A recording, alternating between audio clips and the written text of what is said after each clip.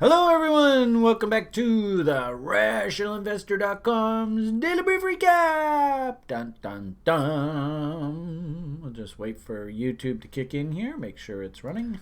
Hello, everyone. And it is. Yay. All right. Here's our 10-15 minute summary. We'll try and do it in that time.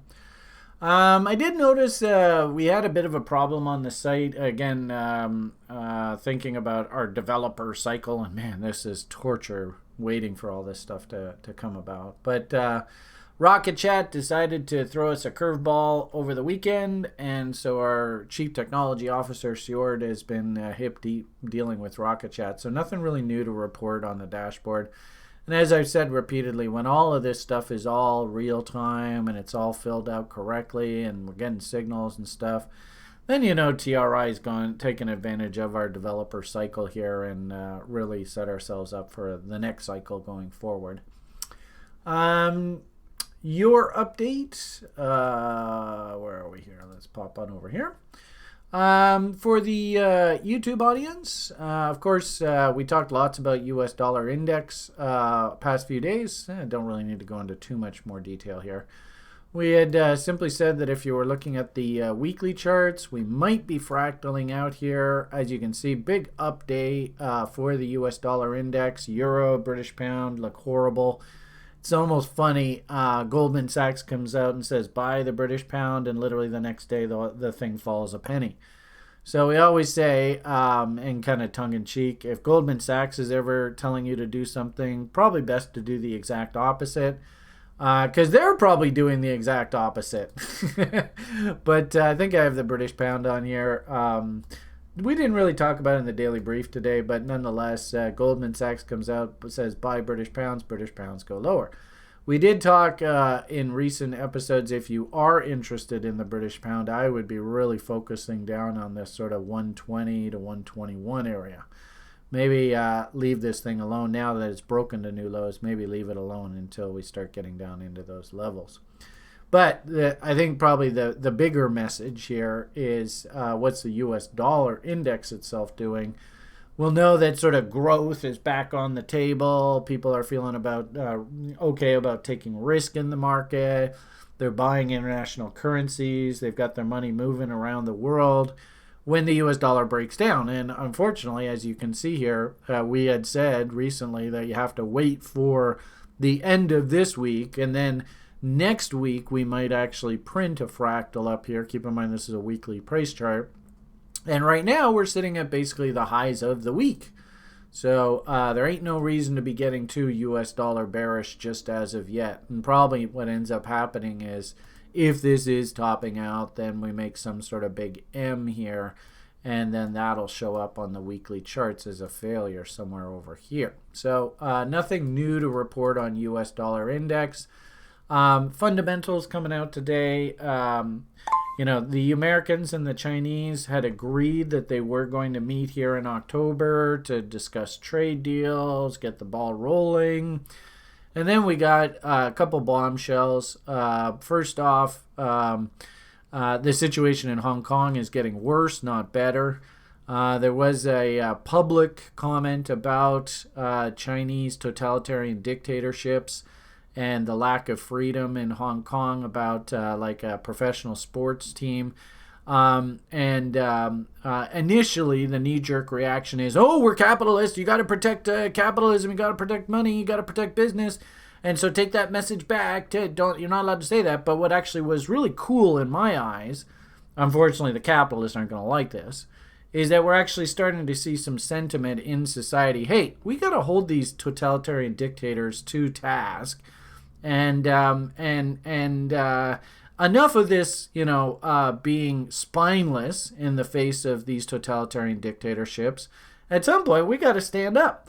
And what I do like is it's coming from society, cartoons and TV shows and stuff are now starting to pick that up. So I would actually like to see the Chinese being held a little bit more to task over this lack of freedom of speech there, but only time will tell. The only thing I would add to this economically is that, of course, more uncertainty, more fear is being injected into the market. And I thought it was really interesting. The Chinese delegation came to the States here to talk trade. And then overnight, the Americans actually added a whole bunch of companies to this sort of blacklist that you're not allowed to do business with these people, which in a weird sort of way actually sort of undercut the whole sort of inertia of this trade visit to the States. So lots of movement going on risk off. You know, we always like to start off our conversation. What's the sort of tone of the market? You can see knee-jerk reaction with that news about the blacklisting and sort of trade negotiations maybe stalling a little bit. Risk on did catch a bit of a bid here this morning. Risk off. Risk on did pull back here this morning. It looks like things are ebbing a little bit, so maybe it was just a knee-jerk reaction. You can see some of these data points need to be moved down. You can see stocks were lower. I'll have to move this back up. And you know, I wouldn't be surprised if there's a bunch of sort of humming and hawing going on here all around this Chinese trade delegation in the States right now. If it plays out poorly, then my hunch is risk-off assets jump up, risk-on assets work their way further lower. And then also, too, remember that, you know, we've got these long-term cycles working right now. Not long-term, 50-day. We just fell apart right on the open this morning. It's interesting, on Friday, it actually posted these two little sort of resistance and support lines, and it turns out the market seems to be obeying them. So we're kind of caught in no man's land here with a bunch of gaps all over the place. Moving on in our conversation. So we talked a little bit about US dollar index moving higher. You know, British pound, euro look poor. Chinese situation looks tenuous at best. You know, risk on, they're now down on the day. We talked yesterday about them being up on the day. So risk on coming off a little bit. But interestingly enough, we can actually see the bonds are starting to waffle a little bit up here.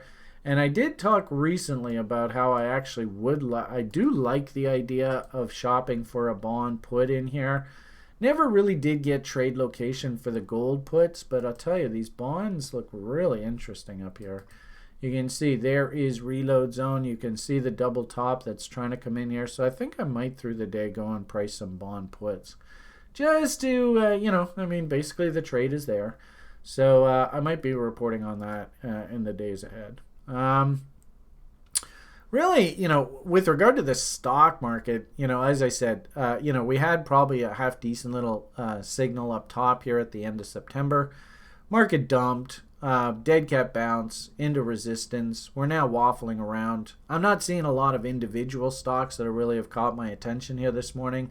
So probably not a heck of a lot for me to do in stock market. We do have a TRI SOF meeting coming up here today. Today's Tuesday.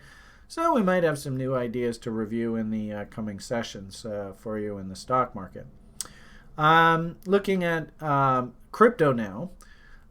Still think that the general message out of Bitcoin is, you know, we're battling at this 50% level. Moving averages, we're actually below them. So now moving averages do represent resistance. And I was explaining this in the daily brief today. We have a very, very important sort of test of the trend coming up here. Can the market accept back above 30 SMAs on the weeklies? And then does 13 EMA actually act as resistance to any sort of upside move here? What we did notice, we were talking through the daily brief, was, you know, not only did we have lower time frame bullish setups come in there through the day yesterday coming out of the weekend, these cute little harmonics, but interestingly enough, and I'd sort of drawn this out for the daily brief, but interestingly enough, we actually had at the end of this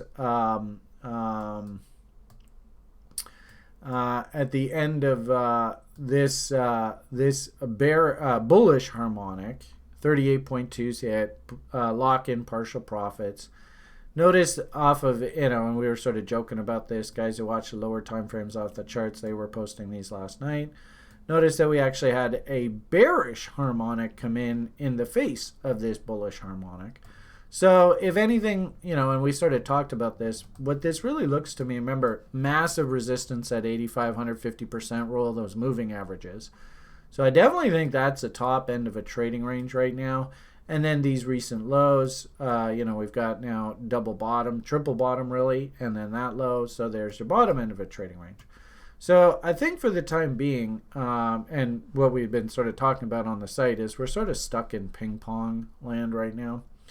Been following a trend following model that I've been working on through the weekend. We talked lots about this through the daily brief today. Really good example of how do you vet setups out. And interesting, after 60 reported trades, this thing actually produced not bad, 63% win rate, and a total of 60 trades, 38 wins, 22 losses, for a total net gain of plus $2,700. Basically just risking $50 if you're wrong, looking to make $100 if you're right. Not bad at all. So I actually might even be including this in our library. But just a status update, you can see this study I started when both the moving averages went in the same direction. So the 4-hour cross bear here, that's this reference right in here. And you can see, pretty straightforward. Actually, I beg your pardon. That initial one was right here. So there is the dailies turned down, 4 hours turned down, and that produced this cluster of trades. 4 hours turned back up here, so we go and do nothing. 4 hours turned back down here, this cluster of trades. So 4 hours turned back up yesterday. So this model is basically sitting on the sidelines right now. We'll probably go through a window where we just won't do anything. If the bearish harmonic guys are right and we start to roll over and the moving averages cross back bearish, then a back hunting we go. But for the time being, just basically reporting on the site, just hurry up and do nothing. And on balance, I'm kind of thinking that's not a bad forecast for Bitcoin right now. I think we're still doing that oscillation around the 50% rule. At the same time, too, we also reported through the daily brief that technically, if we zoom out, this bot setup is still active. It's not an algo signal, so I haven't drawn, whoops, what did I do there? I haven't drawn any trade metric like this because that was off an algo signal. We're not getting any real algo signals in here, kind of wishy-washy. But we do have this AB equals CD that's still floating out there. AB, CD. We're stuck in this trading range right now. And there's still one high, two highs. Now there's this third high, this head and shoulders. So I would actually make the argument that the bot is still very much active. It's just sitting on pause right now. And I would actually make the argument that this signal is actually valid. And I think the trade is actually on right now. So I'd still off of sort of swing traders. I'm still thinking that this bearish setup is still working. So just an FYI on that. The one part of the market, though, that really has my attention right now when we talk about crypto is, let's see, yeah, over here. We talked lots about the dominance today, dominator. So you can clearly see M top here, broke that trend line. Not a bad, all right, Bitcoin dominance maybe needs to take a pause. We've made a lower high here and a lower low. So market structure-wise, we continue to correct. If I just threw on simple fibs, 38.2s is a test of this breakout and is a test of the last time this thing W'd in earnest here. So, I think there's a bit of room here for altcoins to actually come back a bit. Didn't really see any follow through off of the big coins, looking at our Litecoin bottom that we reported yesterday, just sitting there asking itself, do I really want to break out? I don't think we really have anything on Ethereum, so it's not really these guys that are leading the charge. Who's leading the charge then? I think it's like the next generation, and it's the names that survived things like the Trex delisting nightmare. Next generation kind of names, this Link, I can't chase this, and I don't think it's a good idea for anybody to chase. If you did want to participate, draw your reload zones off of the range and notice 61.8, 78.6 is right against the original bottom. You want to work some stink bids, fine. If you, again, this is a conversation about what type of risk taker you are. If you're a little old lady, fine, you can just work your stink bids and just add to the position. Make damn sure that they're nanny nibbles, nice and small. If you want to try and time your trades and you're going to take a little bit more risk, you're not a little old lady, maybe a Joe Six-Pack or a margin trader, then you work your bids, and if we break these bottoms, you just got to walk away. Either way, that's a conversation about what type of risk taker you are. Trade location-wise, I really like this area down in here. And of course, if you're really conservative and you just want to go slowly, maybe you'd like to just get a nice little W to come in here. That's the kind of stuff that I absolutely love. But anyway you shake it, everybody should look at this and go, holy crap, that's a big fat W. And if we're bullish, that's what we want to see. So that's encouraging. And then I looked around, and I happen to have on my altcoin list here, and I just went coin by coin by coin by coin, all these sort of little ones. You can see there, this list is valued versus BTC. And if that dominance conversation is still apt, well, then a lot of these coins should start looking really interesting. This is the famous guy who ate behind, we'll say.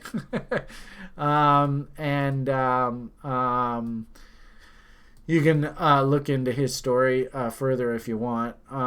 But I would make the argument that these downtrends are starting to exhaust themselves. And lo and behold, look at what we got happening here. Down, up, down, breakout. You tell me. And if we do a line chart, well, looks like pretty good looking W's to me. So here's another idea that happens to be Wing out here. And you can just go through the list. You know, here's another one, this storage. Look at that base. Man, is there any money to be made here, people? I mean, I don't know, and nobody knows. This is not financial advice. Do your own due diligence, yada, yada, yada. Follow your damn trading plans, right? But, you know, if I'm a risk taker and I see a risk window where I'm going to basically buy against this W, and let's just do something silly like a 50% rule, right? Back up against these highs. Where is 50%? There it is. So if I go and I buy this W and I say, look, I'm not going to take profits until we hit that 50% rule, or I'm going to exit if we break the bottom. That's a 7-to-1 risk-reward ratio. 7-to-1! So that's the type of market state that I think we're in right now. I mean, there's no guarantees in any of this. But at the same time, too, this is, again, I think it's one of these situations, ironically enough, where the stock market looks tough. Even things like the gold market and the bond market, I don't know whether you're going to make money. Altcoins? This actually looks really interesting to me right now, so go figure. All right, I think I'll leave the video at that. Who knows how long I was, but I hope you got some value out of it. All the best, and bye for now.